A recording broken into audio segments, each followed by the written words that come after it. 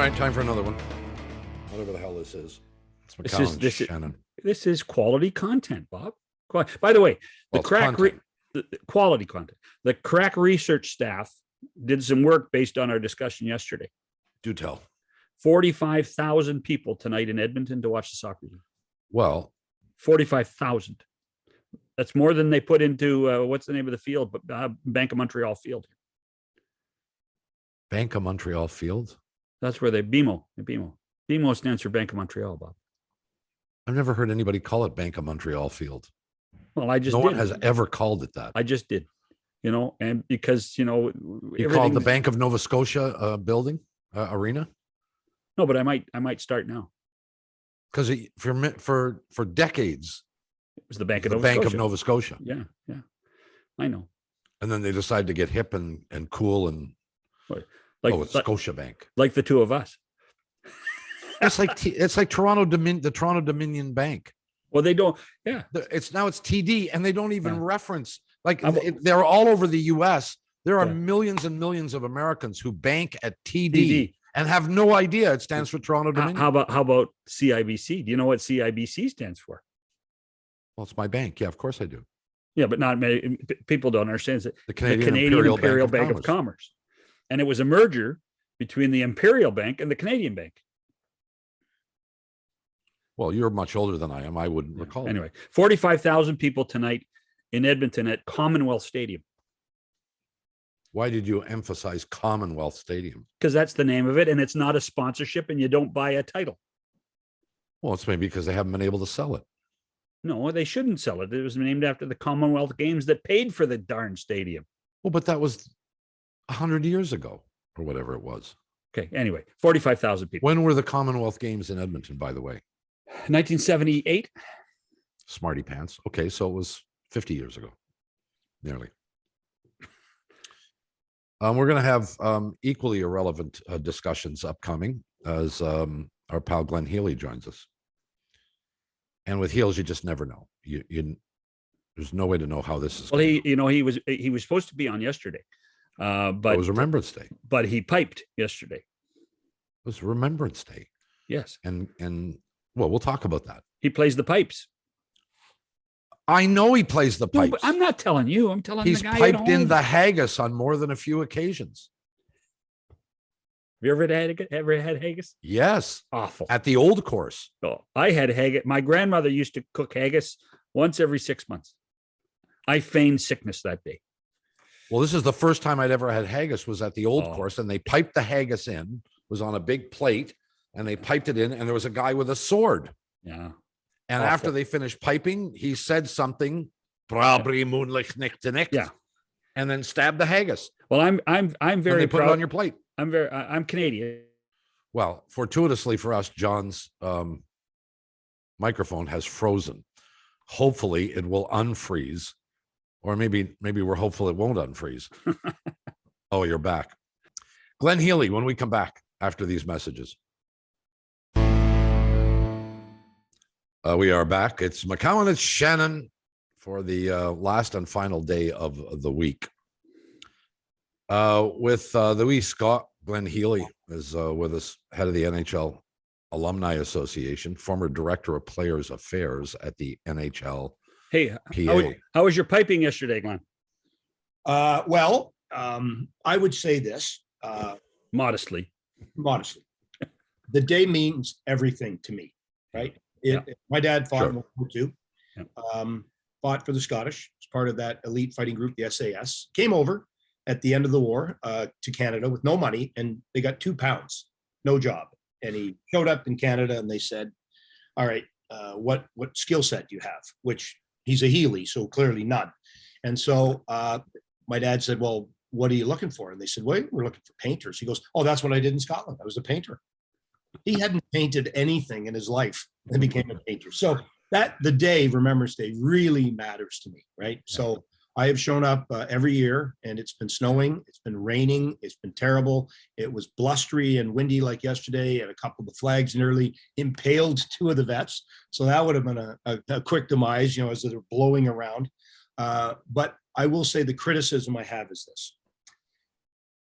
we were to play where they laid the wreaths. So there's 75 wreaths to be laid. Wow. Okay. One for Max Milk, one for the Girl Guides of Canada, one for Pete's convenience store. And I just thought to myself, and the counselors lay their own wreath, and the mayor lays his wreath, and the region lays its wreath. And the gentleman said to me, would you guys start playing? I mean, we're laying the wreaths. And they announced them, right? Big grandeur. You know, the mayor, here we go. He's going to lay his wreath. And I said to the gentleman, I'm not playing until you lay a wreath that matters. And we waited probably 12 wreaths. And then finally, World War I. Yeah. Start playing, boys. And then we started playing. So what I would say Good is for you. two things. Stop laying all the wreaths. Let's lay the ones that matter. And two, if you're a politician, please, we all have, well, Bobcat doesn't. He got rid of Google because he knows everything, but we all have Wikipedia. So they all have the same speech. On this day, the 400,000 troops, and then the next one comes up with the same search engine from a Wikipedia page. Please speak from the heart. One of them yesterday told us a story about going to Vimy Ridge, and they had this beautiful green mounds, and then there was these craters, and I wondered, why are these craters? What are these? Is this the natural landscape? Was this close to an ocean at one time, and this was a beach? And I'm looking there going, how stupid are you? It's called bombs. That's what it is. That's what created the craters. So anyways, parts of the day, fantastic. We had 10 vets from the age of 95 to 100, looking fully resplendent in their regalia and their medals, and they all looked great. And so we played for them after, and they loved every minute of it. But hey, good for you. if I'm at that age and I look like they looked and went through what they went through, don't put your money on it in Vegas. I'm telling you, it ain't gonna look like that or last that long. So Well, I had a thought, you know, and you've touched on this. And I just in the last couple of days, my dad fought in both the US and Canadian Air Force and in World War II. And so like you, there is an attachment, an understanding, a direct understanding of the commitment that was made by millions. I'm wondering about our kids. Oh, yeah. When we're gone, are our kids going to feel the same, respect the same way that we have over the last 70 years, 80 years,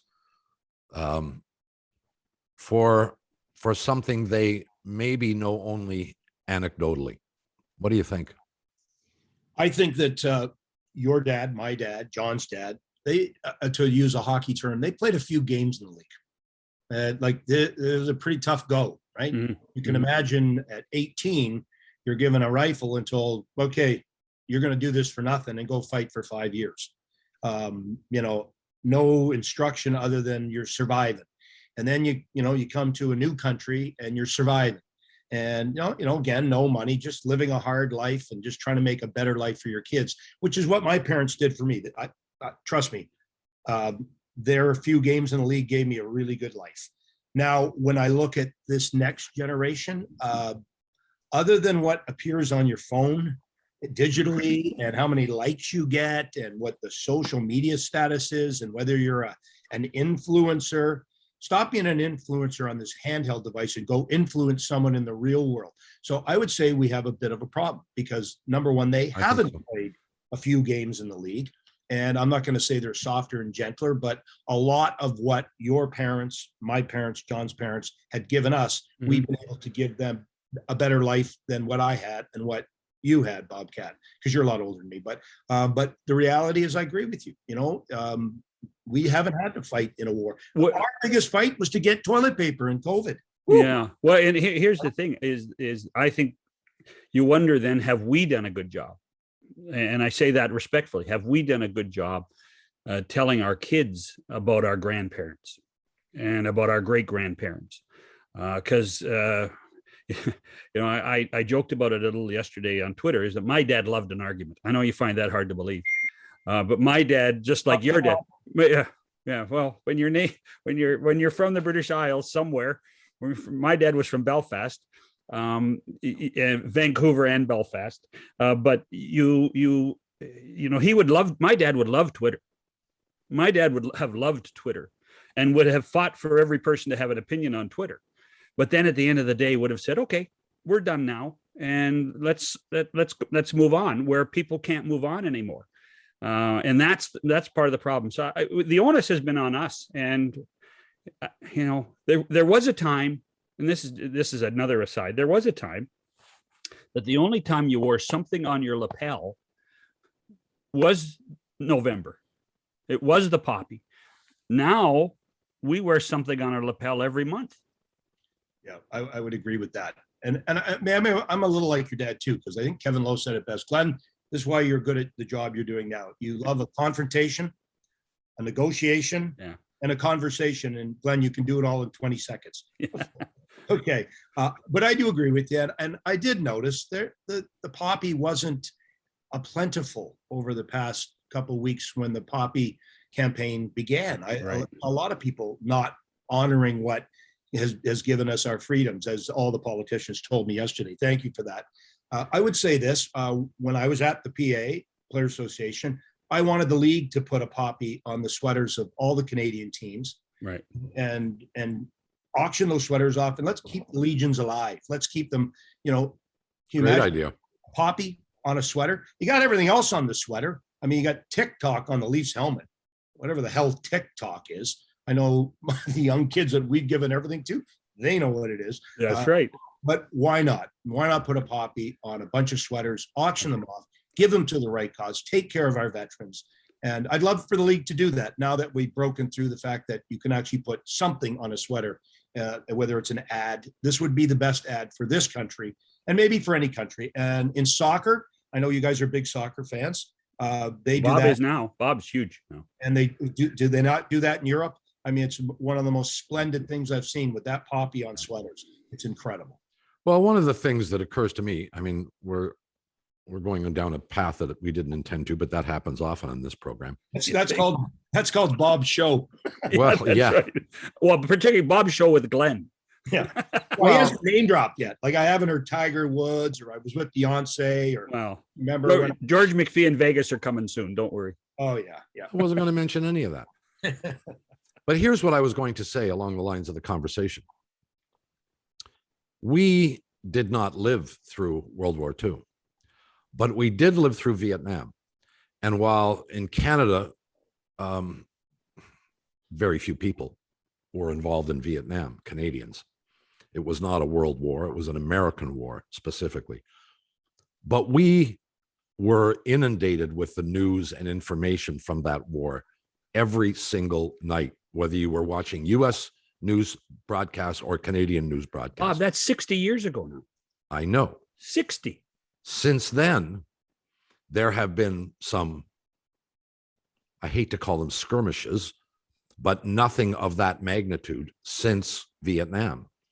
And so, in deference to our kids, how do they relate? How can they even understand the enormity of what World War? And I don't even know, but can assimilate what did that mean? How all-encompassing, how life-changing was that? Well, there are two things, Bobcat, that strike me with that. One is when I look at the World War II vets, they, for the most part, they're older. They look a little rugged and tougher, and they've got. There aren't that many left, Heels. And when I've done piping for the Afghan vets, the difference is the Afghan vets are missing limbs. Yeah. There's a lot of roadside bombs. So it was a different war. But I'll say this about the Second World War, and maybe this is the same for you guys. My dad never talked about it, ever. I mean, I can remember as a kid playing with his medals. I didn't know what any of them were, but man, they were fun to play with. And when I'd go to Scotland, they had this great thing in the backyard, and I'd go play in that, and then found out later on, it's called a bomb shelter. That's what it is, right? Because they lived in Clydebank, which is where John Brown shipyards were, which is where they built all the ships, which is where the Germans decided, build a ship, it's going to hurt us. Let's blow up the ship before it even gets onto the water. So I never heard about World War II.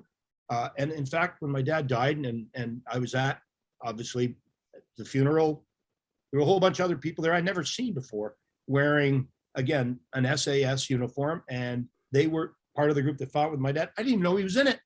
Yeah. Wow. And so Yeah. how are really guys like me to know when it wasn't really talked about? And so my kids, I mean, we do our best we can. We drag them to all the military events, and I make sure they honor the events that are of most importance.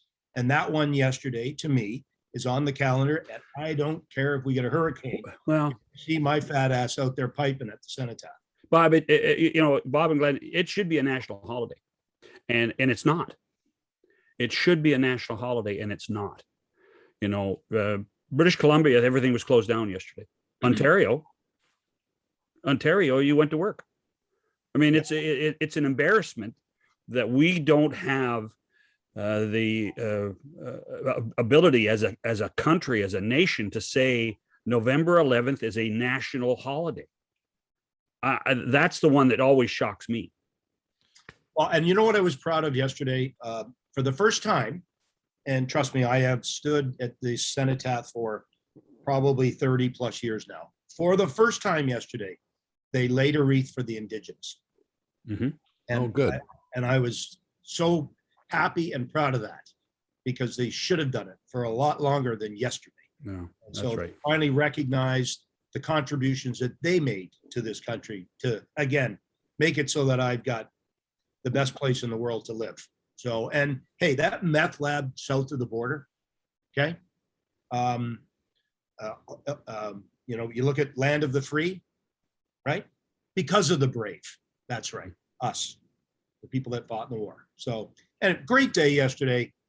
And so glad to see so many of the vets from Sunnybrook. So glad we're back.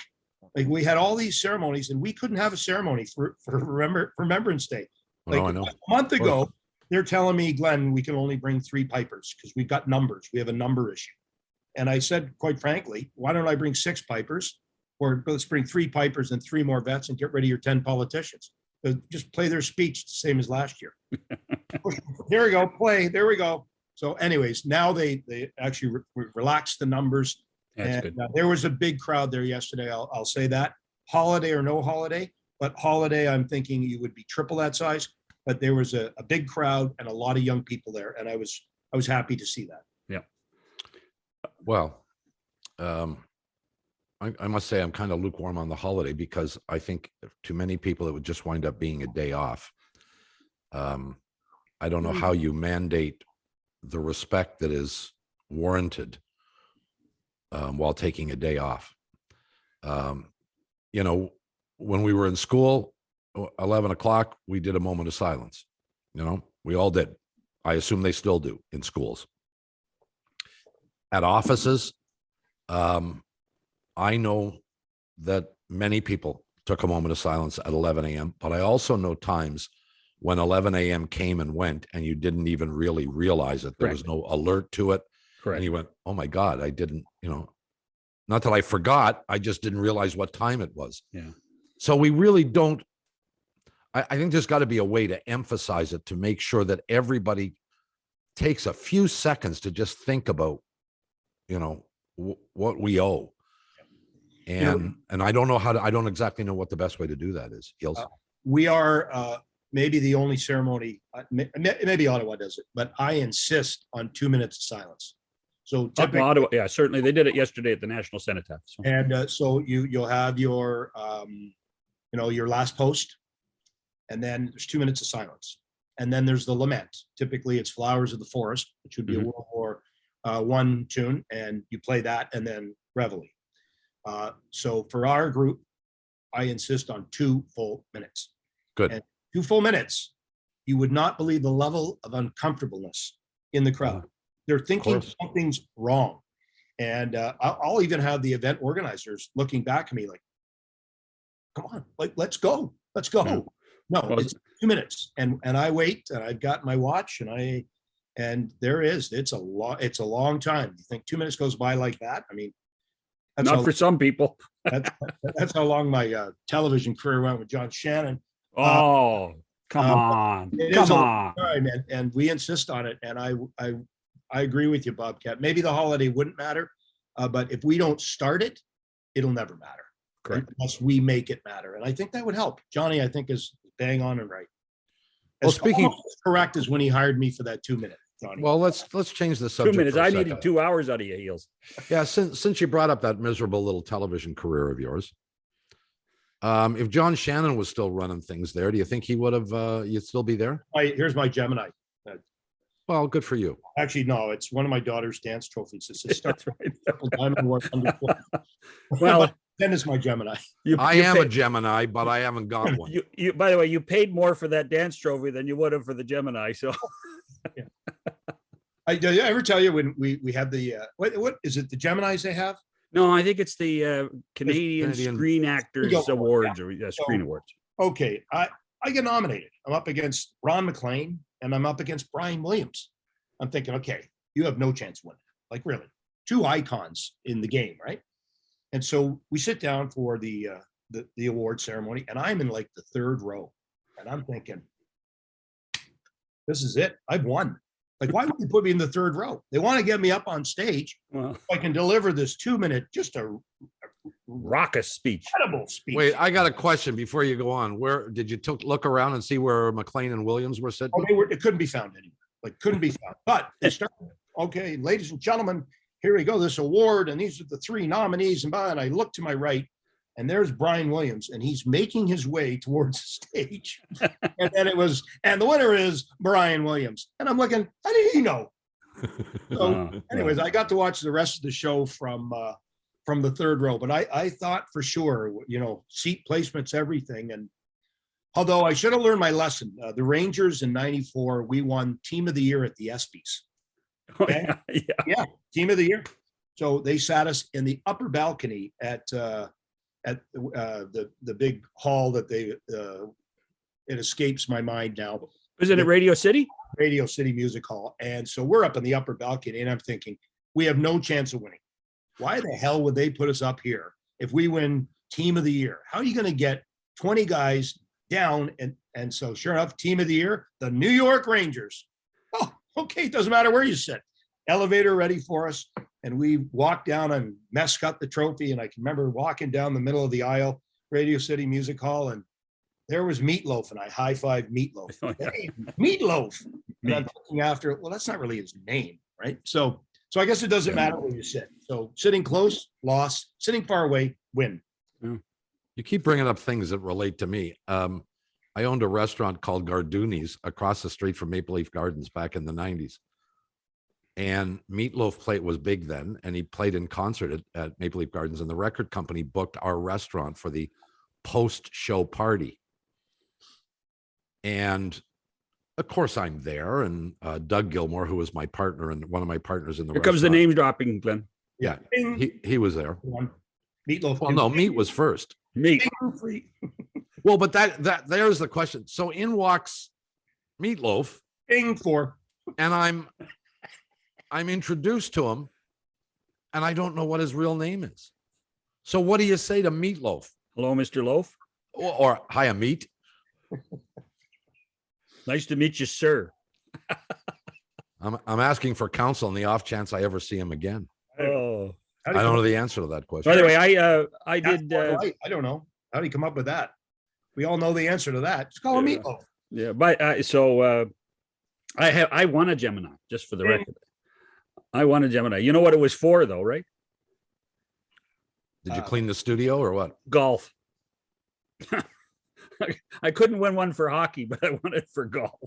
And you did every major hockey event for I probably know, I 40 know, years. I know. Well, apparently you did a shitty job at it. Otherwise, you I wouldn't wasn't. won an award. I obviously wasn't very good. Oh, but clearly. I did win one for golf. So. I mean, that's what you should take And- from that. And I well anyway enough about me. Let's talk about you two. The station is supposed to nominate you. So clearly there was a whole bunch of Well, people no. like you. Well, Glenn, as you are well aware, when we were at the CBC, the hockey people weren't the most popular in the building. All we did was generate all the revenue. All we did was make all the money. But that didn't mean the news department or the variety department or the special events department liked us. No, well, as a bunch of hockey players, none of us could read off a teleprompter like news. So Now, hold on. Now, Mansbridge is a buddy of ours now. So Oh, I- Mansbridge is a buddy of ours. he's a star. Yeah, I'm damn talking- right. I'm just talking about all the rest of them. Yeah, okay. Okay. All right. You two want to be alone now or what? Oh, no, no. Why? We finished the Garduni story. So you're done or what? What's going on here? I got. No, I no, just, no, hold on. Can we get a janitor in to clean up all the names? You just dropped. Yeah, thanks. Right. Janitor will clean up all the names. You're talking about my crappy television career, and then Eh. you lambasted into a whole bunch of people, and And I want you to know that I am not a world-class name dropper. You No, wanna who's the know who- best? Who's the best? Oh, there's no question. Peter King? No. Well, he's pretty good. Yeah. Mark Mulvoy. Oh, that he was great. Do you remember Mark was- Mulvoy? Oh, sure. Ran Sports Illustrated. Yeah, the editor in chief or whatever he was, publisher, I don't know, of Sports Illustrated for years. Yeah. I used to have Mulvoy on like every 2 weeks. Oh, yeah. For it was just and I would literally, like you did, I would Bing. sit there and I bing, bing, Yeah, bing, yeah. bing. Well, I would- was playing golf with Obama and then Trump That's came along and then That's the this New York. happened, and then- That's New York mentality, right, Glenn? That's the New York. Oh you my and you God. you lived it, Glenn. You know, and that's the difference maybe for you between living on Long Island and being in the city, right? yeah, you know what? When I lived, I would live kind of by Rye, right, which is Sure. right. I lived right on Westchester Country Club, which you would think, oh my gosh, that's Billionaires Row, right? We rented a guest house off of Mariah Carey. Bing, there you go, name drop. But the guest house was like a complete shed. Okay, it's like back in the day. That's where the chauffeur would just wait until they needed him to go and get in the Oh, yeah. car, and drive out. And so, How did you convince Susie it was a good place to live? yeah, and there would be many a night that they would have a dinner party, and I would go over and pipe in the dinner, right? And the dining room fit like 20 or 25, but it honestly looked like a little tea table in the middle of this massive room I didn't know there was a face of the Great White North all carved into the dining room. And she had the who's who of everybody at dinner, Donald Trump being one of them. Bing, there's another one. And none of them knew who I was, none of them. So they would, oh, great job. Oh, great job. Yes. And I'd walk out and I go, you stupid effing this. You to watch me play tomorrow night in New York. How about that? And I'll guarantee you might not even see a win. How about that? There you go. Did you at least get to play Westchester? Do you even play golf? Oh, are you kidding me? Joey Scott? Heel's a good golfer. I never played with you. I will tell you right now, Bob, he kills you with the 3-wood. He looks at all of his hitting drivers and then he hits this damn 3-wood and it goes farther. He's got this little draw. I mean, it drives you nuts. It Yeah. drives you nuts. Well, we just don't get invited to that, that golf club that he plays at, that all the big boys play at. It's not far from your house, actually. No, I could probably ride a 10-speed there. And again, all I need is the one club to beat you, Bobcat. So Don't hold your breath. bring my 3-wood and a putter, and I'm good. Oh, this 3-wood. I'm serious, Bob.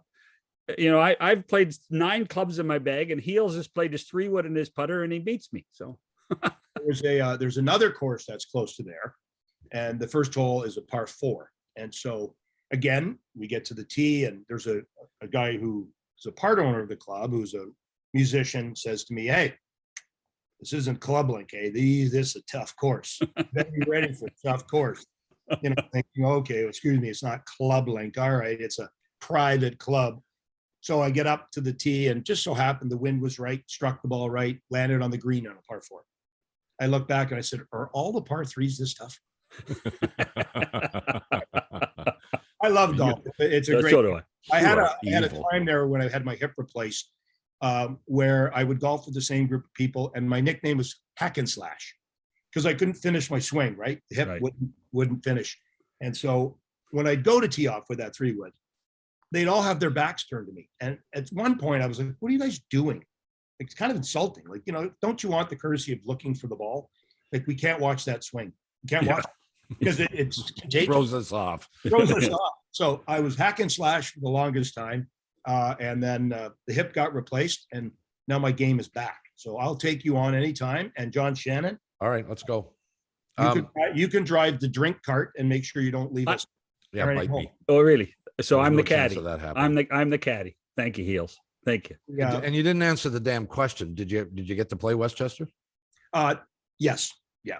Right across the street. So yes. Yeah, well, And great track. Yeah. not the best in New York. There's a bunch of others. Deepdale, I think they've got like 50 members. Wingfoot's not that far away either. Wingfoot. I played Wingfoot way back when they had the U.S. Open there, and we had to have a member, so we played with the member. And then there was a couple of us from the Rangers. I won't name drop, but we get to the first tee, and we lay out the game. So it's 25 cent this, that, and triples and boat. Okay, all right. All I heard was 25 cents. That's all I heard. Nothing more. I'm in the game. Sure. 25 cents. That's not much. Here we go. Turns out that you could only putt and then leave the green and the next guy could go on because they didn't want anyone on the green, right? And the rough could not have been longer. It was the toughest course other than when I played in Ireland when the wind was 300 miles an hour that I've ever played. And so we got down to this little 25-cent game. And basically, if there was a 3-putt on 18, it was for $3,800. Okay, so I'm like 160 out. Okay, so what club do you think I asked the caddy for? 3-wood. No chance. No, I want. Look, just get me in front of that green. Don't get me on the green 25 feet away because there's $4,000. So when I told him the club, he looked at me, goes, "You'll never hit it that far."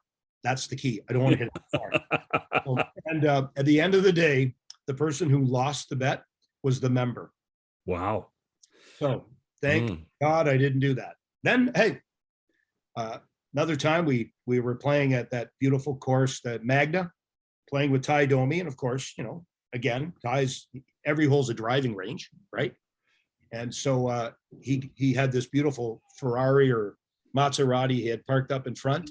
And after I had accused him of cheating and he chased me around for a little bit and banged my head off the ball cleaner, I decided when I was 140 yards out, caddy asked what club. I said, "Give me a 5-iron." "Oh yeah, that Scottish golf. He'll keep it low under the wind." Heat up and hit my ball right at his car. The race was on. So he takes me around for about 5 minutes and then decided to bang my head off the 150-yard marker. So we've had some fun. There's no doubt that golf and NHL players and great broadcasters like the two I'm on with, we get out our fair share. Oh, good. That's that just in the nick of time. You gave us the great broadcaster speech. And where are they? With complete and utter sincerity, I don't doubt. You better go to break, Bob. I wanted to go to break 20 minutes ago, but can't shut him up. We'll come back after, maybe if we have any more time, with Glenn Healy after these messages. Usually I say it's McCowan and Shannon with Glenn Healy, but it's really Glenn Healy, and you and I are just kind of along for the ride here. Yeah. Hey, Glenn, I got a question about the Players Association. So the Monday conference call with the 32 executive, and if you were a member of the Players Association, you could listen in on the call. And there are 780 members of the Players Association right now, approximately around there. Less than 100. This is after the Kyle Beach stuff. This is talking about the Players Association's role in all of this, and less than 100 players participated. Does that concern you? Oh, for sure it does.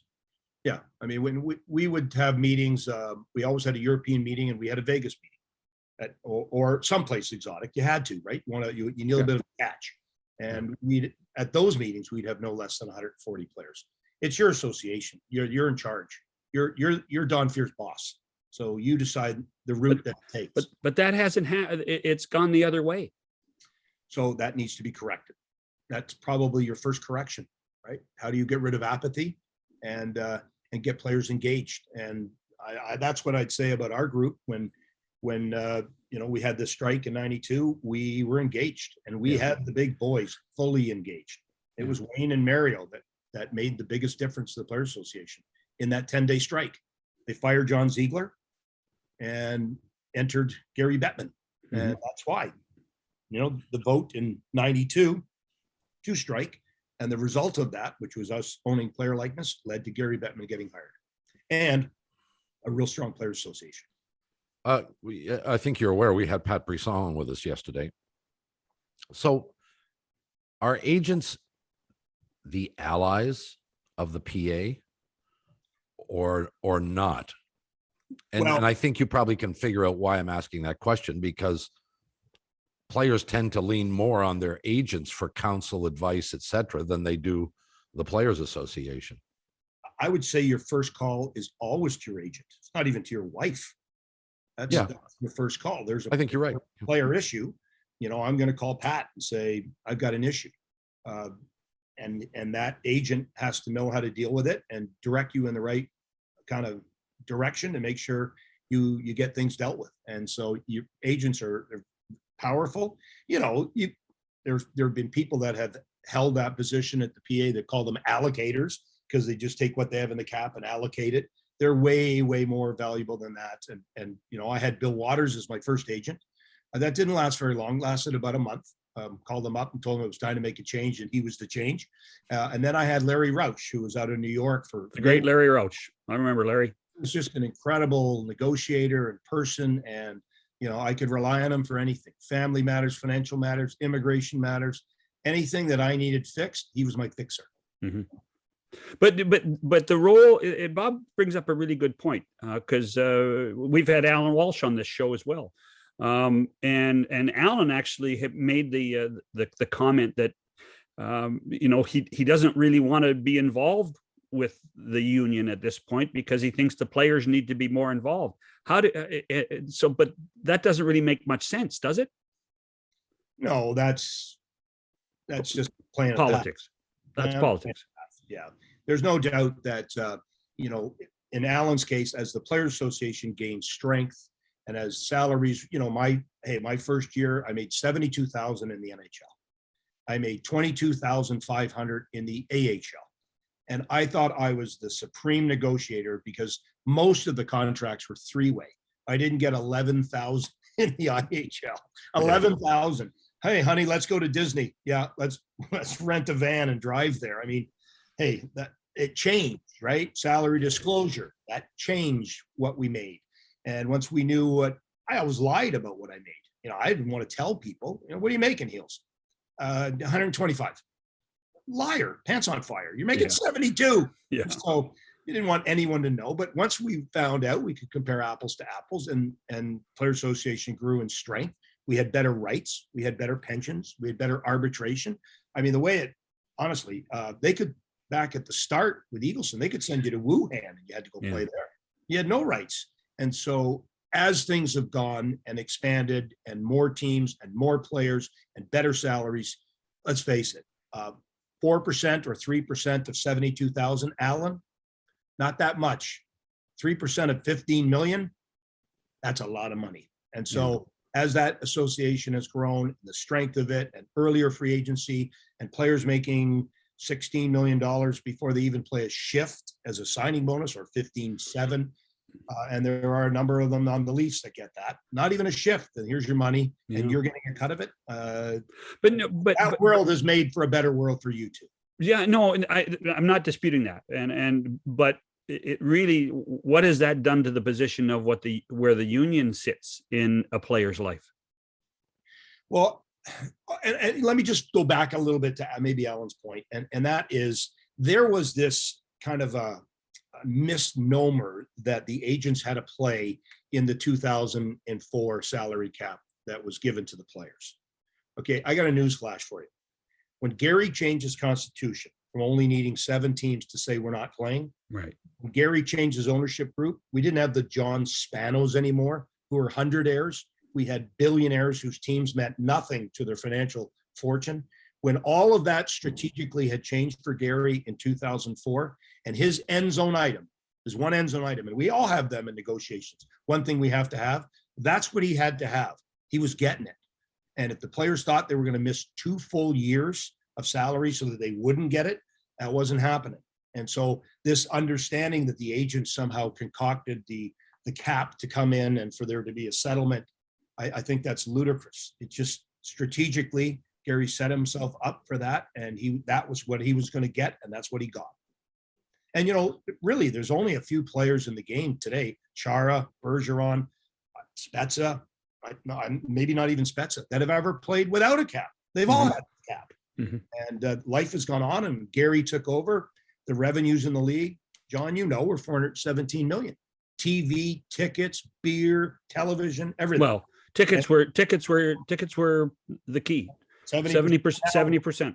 Now before COVID, we were starting to climb into 5 billion for revenues, and of which players get 50%. So it's changed, but that historical understanding of the game probably puts you in a better position to make a little bit more sound kind of impression than just a pass. So there is a sense of apathy among the players, apparently, to what is going on in the Players Association. Apathy may be the wrong word, is just disinterest. And yet, from the outside looking in, Heels, the only thing I can really point to definitively as the primary role of the PA is to negotiate a collective bargaining agreement, which comes up every, 6, 8, whatever, many years. What else goes on a daily basis in there that is actually impactful to the players' lives? Well, I would say their only role is the same as my role: how to make tomorrow better than today for a bunch of players. And there are players that, are going through issues with COVID. There are players that are going through issues with legal situations. There are players that have substance abuse issues that have to go away for a month, that are the stars of our game and could be our goalie for Team Canada. I mean, the role is expansive. You are there to take care of that journey of 700 players. And I would argue 700 spouses as well, because if you think the agent's important, she's the engine that drives everything. You get traded, you're not packing up the house. Bye, honey. I'm probably going to be having dinner at High's in San Francisco. Good luck packing the house up, because you're going to be the one to do it. So that role for them is huge. I mean, going to the Olympics is a massive endeavor, and they chose to go. You think about just even that. If you catch COVID while you're in China at the Olympics, you have to quarantine for 3 weeks. And I don't think it's like quarantining in Ontario, where you're out in the backyard smoking a cigar and having a drink, and that's called quarantining. I would imagine you probably don't get to go for a sunset walk in China. So they're into a whole host of things that they have to help players in their journey. When you come into the league at 19 or 20 years old, you don't have a few games in the league. You haven't cut your teeth. You need help. You need a little bit of leadership to make sure that journey's a great one. And then you hand the journey off to me, and I make sure that next 30 to dead is as enjoyable as the first one. But there's a lot of things other than just negotiating a collective bargaining agreement. That's important, because that sets the ground rule for both sides to play. But every day there's a player issue that you've got to deal with, and whether it's drug testing, whether it's a player that gets to that acute intervention and needs help, they're involved in all of it. Glenn, what would you define the reason for the internal investigation then into what happened in the Kyle Beach situation in Chicago? Well, I would look at, let's say the initial conversation that happened in San Jose right before the Stanley Cup final, and there were 6 men in that room. And the right thing to do would be to stand up and say, this has got to be taken care of. And it wasn't. Right. I would argue that they're all good guys in that room. I'd argue that I'm friends with mostly all of them. And somebody should have stepped up and said, this is not right, and we cannot let this go for 1 more minute. Didn't happen. And as a result, there was accountability. I make decisions all the time in my life, every day, and I'm accountable for them. And the bad ones, I pay a price. The good ones, I get a price. And so there's accountability for what has happened in Chicago. It's not fully, there's not an exoneration of that. There's still some legalities that are going to be looked at. And, the poor kid who was abused after the fact in Michigan, that just disgusts me. I know if it was my kid, I know what I would do. And I'd act on it. And so that accountability will continue to happen. Mm-hmm. And I think from the Players Association, the investigation for them is to say, what did we know? Who knew? And there'll be a level of accountability. And I think that makes the players feel better that from our side too, we will have a level of accountability. What the investigation shows, I wouldn't have a clue. I'll be honest. I have no idea what will come about of it, whether there was a conversation, not a conversation. I would say, like anything in life, open up your cards. Full disclosure of everything is a better way to go. And this would be Don's way of saying, we've got full disclosure. Come and look. because there's been so many, the boogeyman behind the curtain and this happened. Just open it up. You're better to just let them see what's going on in the house, and then trouble goes away. And if there is trouble and accountability, then that will come out in a report. Well, is it even feasible based upon your experience that the Players Association did not know what was going on? Again, I have no knowledge either way. I haven't talked to anybody about that. But you have been there and you've been involved in this kind of stuff for a long time, Heels. Is it even feasible that they didn't know? I would have to say somebody had some sort of, your job's to protect the player. That's it. And you're not there to win. I get Chicago, it's a win or a loss. You got the cup. I mean, well, yeah. Even on the ice with it, I can hear the conversation. It's not even on the ice with our team. So just, you guys deal with this and I'll go win a cup. I get that, but there's no win or loss for the Players Association. Exactly. It's the win or loss of a player's soul. And when I see him 12 years later, I can feel the hurt through his interview with Rick Westhead. It's a player who was crushed. And at 20, at 20, I didn't have a clue what was going on in this world. And none of us did.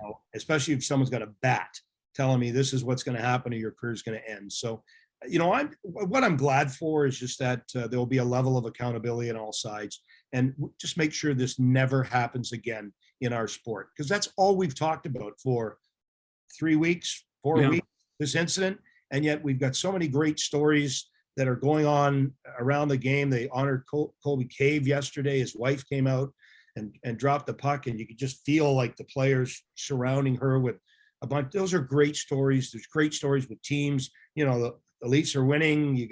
There's a whole bunch of different things, and we just tend to look at this one episode. And the quicker the investigations happen, the quicker accountability happens, quicker it goes away, the quicker we can get into what's great in our sport.